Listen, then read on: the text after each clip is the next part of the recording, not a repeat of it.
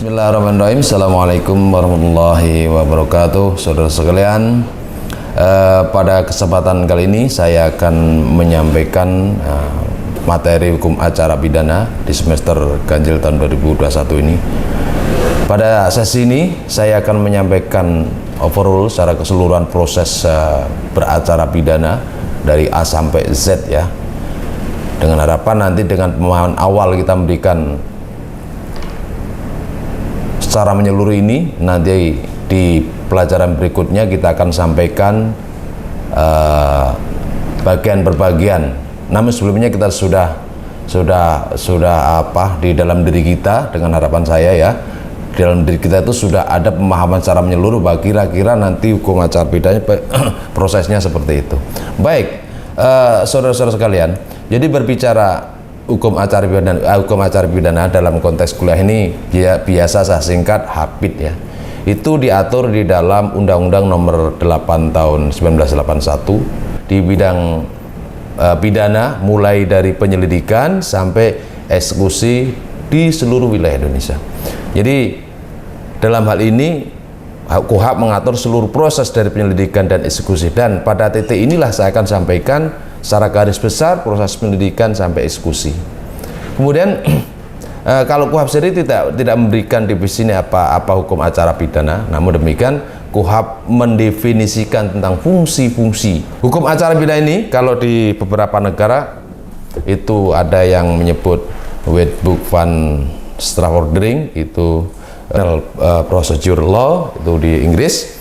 Ada criminal procedure rules, juga ada yang menyebut sebagai kode instruction criminal, itu di Prancis. Nah, hukum acara pidana, kalau kita mencoba memberikan ilustrasi bahwa ini hukum acara ya, berarti di sini ada sesuatu yang harus harus diacarakan. Apa itu? Yaitu hukum material. Hukum material yaitu seluruh ketentuan hukum yang menyangkut rumusan perbuatan dan sanksi pidana. Nah, kalau secara umum itu sering mendengar itu istilah Kitab Undang-Undang Hukum Pidana itu sebagai hukum material yang umum ya. Karena ada hukum material yang ada di luar KUHP, yang tersebar di beberapa undang-undang.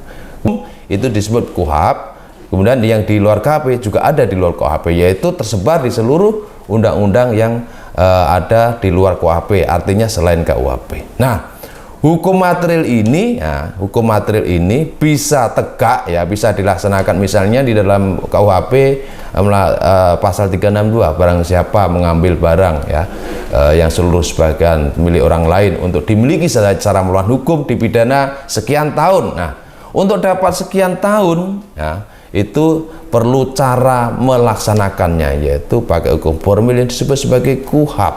Nah, mulai proses yang disebut penyelidikan, kemudian penyidikan, penuntutan, kemudian proses persidangan, eksekusi, ya, kemudian kalau memang itu ada dijatuhi dengan hukuman penjara, maka eksekusi menempatkan dia di lapas, yaitu di lembaga pemasyarakatan. Itulah yang disebut sebagai pemidanaan. Nah, kalau para ahli juga mendefinisikan apa sih yang disebut sebagai hukum acara pidana ini, saya ngambil contoh saja karena banyak definisi. Di situ ada kalau dari Belanda itu ada Profesor Simon, Profesor Pompe, kemudian juga ada Profesor Van Hamel. Indonesia ada Profesor Mulyatno, Profesor Sudarto, Profesor Weryono Projodikoro, Profesor Andi Hamzah. Nanti Anda semua bisa ambil buku-buku itu, karena dari karangan misalnya dari Belanda pun ya, itu juga sudah banyak yang terjemahan. Kemudian dari Indonesia misalnya Profesor Mulyatno, Profesor Weryono Projodikoro, itu juga ada bukunya. Ini makna secara sempit seperti itu. Jadi intinya bahwa hukum acara pidana adalah hukum ya yang mengatur bagaimana cara mempertahankan, bagaimana cara melaksanakan hukum material, bagaimana wujudkan hukum material itu benar-benar bisa terlaksana. Intinya seperti itu. Banyak definisi, saya tidak akan sebutkan semua, tadi ada beberapa ya. Nanti silahkan buka buku-buku misalnya Profesor Andi Hamzah ya kan, atau Profesor Weryono sendiri, kemudian Profesor profesor-profesor lainnya lah, silahkan nanti dicari.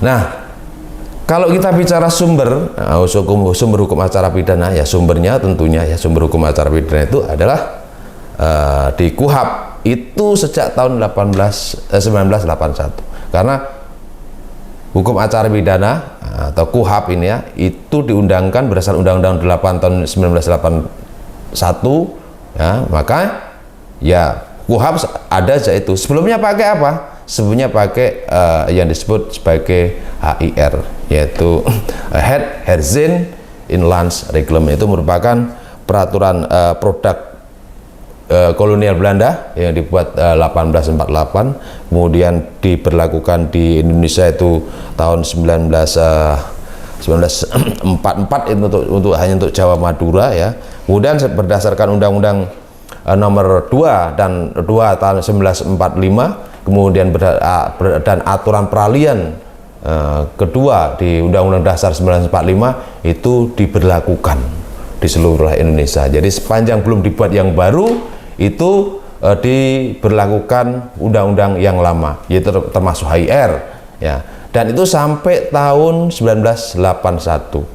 Ini ada perbedaan sistem di kedua ini. Kalau misalnya kita bicara HIR itu lebih mengedepankan apa namanya,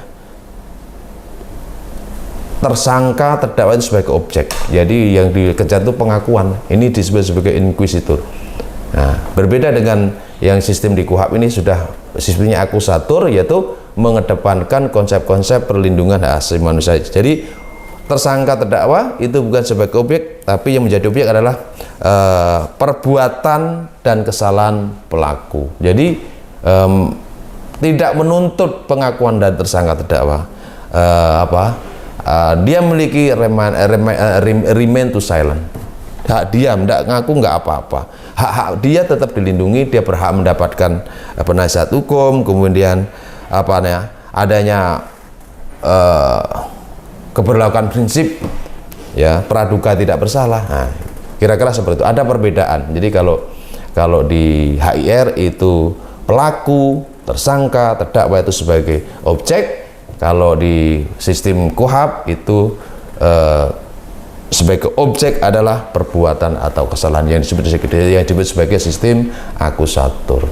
Kira ini sebagai bahan mata kuliah awal ya. Jadi nanti secara keseluruhan ini nanti akan kita bahas per bagian nanti pada kuliah-kuliah berikutnya. Semoga bisa dipahami dan semoga bermanfaat. Selamat bertemu pada perkuliahan berikutnya. Kurang lebih mohon maaf. Billahi taufiq wal hidayah. Assalamualaikum warahmatullahi wabarakatuh.